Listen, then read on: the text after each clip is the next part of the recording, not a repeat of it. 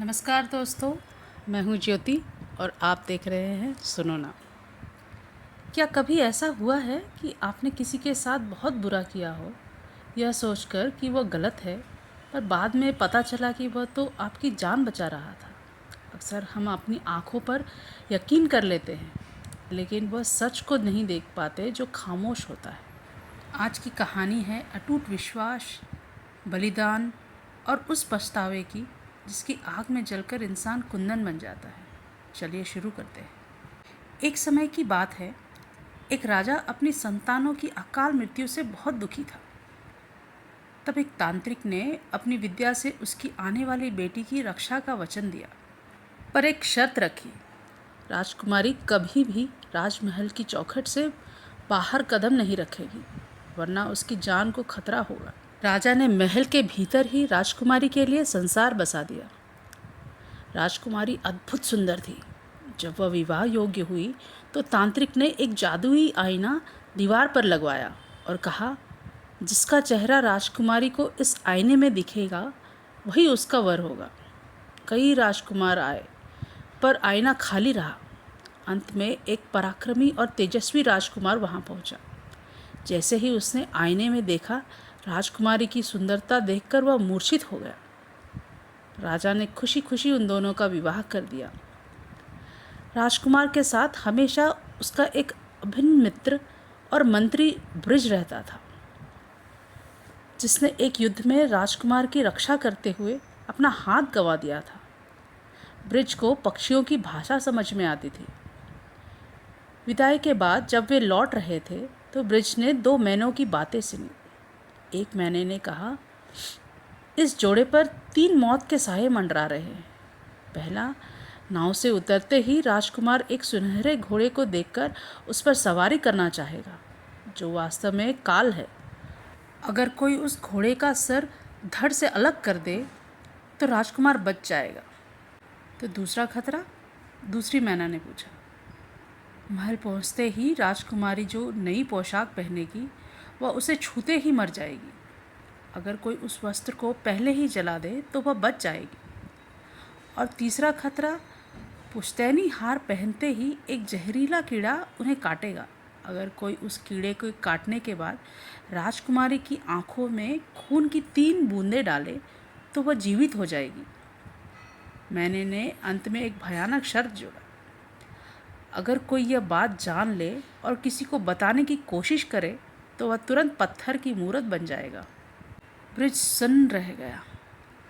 उसने अपनी जान दांव पर लगाकर जोड़े को बचाने का फैसला किया। जैसे ही वे किनारे पहुंचे, राजकुमार सुनहरे घोड़े की ओर बढ़ा, पर ब्रिज ने बिजली की फुर्ती से तलवार निकाली और घोड़े की गर्दन काट दी। राजकुमार को बुरा लगा, पर वह चुप रहा। महल पहुंचते ही जैसे ही दासियां रेशमी पोशाक लेकर आई, ब्रिज ने उसे छीनकर आग के हवाले कर दिया। राजकुमार को क्रोध बढ़ने लगा। अंत में जब राजकुमारी ने पुश्तैनी हार पहना तो कीड़े ने उन्हें काट लिया। राजकुमारी बेसुध हो गई।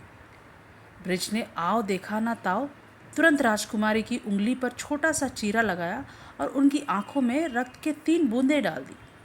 ठीक वैसा ही जैसे मैना ने कहा था। यह देखकर राजकुमार के सब्र का बांध टूट गया। उसने चिल्लाकर कहा, आज सुबह से मर्यादा भूल रहे हो।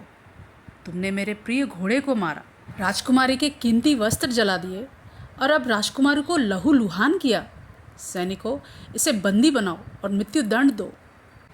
अपनी बेगुनाही और राजकुमार की जान बचाने की तड़प में ब्रिज ने कांपते स्वर में सारा सच्चाई बता दी। जैसे ही उसने तीसरे खतरे का जिक्र पूरा किया, देखते ही देखते वह हाड़ मांस का इंसान एक बेजान पत्थर की मूरत बन गया। तभी राजकुमारी को होश आ गया। राजकुमार को अपनी भूल का एहसास हुआ। वह फूट फूट कर रोया, पर अब बहुत देर हो चुकी थी। 10 साल बीत गए। राजकुमार हर दिन उस मूरत के पास बैठकर आंसू बहाता। एक दिन उसने व्याकुल होकर मूरत से कहा, मित्र, आज फिर युद्ध के बादल मंडरा रहे हैं। काश तुम मेरे साथ होते। अचानक मूरत से आवाज़ आई, अगर तुम अपने दोनों पुत्रों की बलि दो तो मैं पुनः जीवित हो सकता हूँ।